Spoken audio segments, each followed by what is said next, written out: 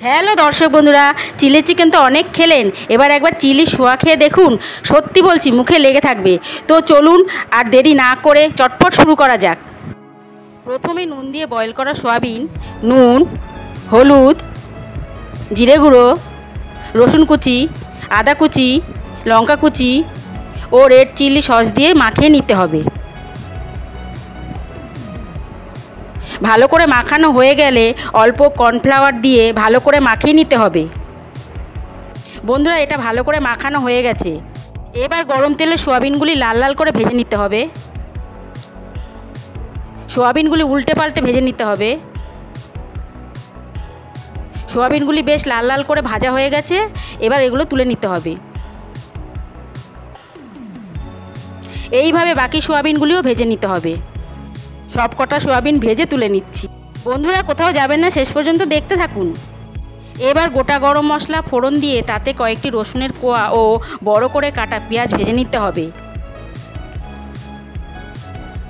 এবার এতে লঙ্কা কুচি ও ক্যাপসিকাম, বড় করে কাটা টমেটো ও নুন দিয়ে নেড়েচেড়ে নিতে হবে। এবার এতে tomato puree, red chilli sauce দিয়ে ভালো করে নেড়েচেড়ে নিতে হবে।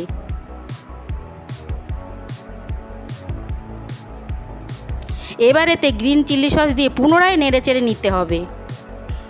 এবার এতে ফ্রাইড সোয়াগুলি অ্যাড করে নিতে হবে ও নেড়েচেড়ে নিতে হবে। বন্ধুরা, এটা থেকে খুব সুন্দর একটা স্মেল বেরিয়েছে। এবার একটা প্লেটে কর্নফ্লাওয়ার অল্প জল দিয়ে গুলে নিতে হবে। এবার কর্নফ্লাওয়ারটা এতে অ্যাড করে নিচ্ছি, এটা আবার নেড়েচেড়ে নিতে হবে। এবার এতে ডার্ক সোয়া সস অ্যাড করে নিতে হবে, এটা আবার নেড়েচেড়ে নিতে হবে। দেখুন বন্ধুরা, কি সুন্দর কালার এসেছে। এবার এটা কিছুক্ষণ নেড়েচেড়ে নিলেই তৈরি হয়ে যাবে tasty tasty chilli soya recipe. বন্ধুরা, চিলি সোয়া রেসিপি তৈরি। মাঝে মাঝে কিছু খেতে ইচ্ছা না করলে এটা সহজে বানিয়ে খেতে পারেন।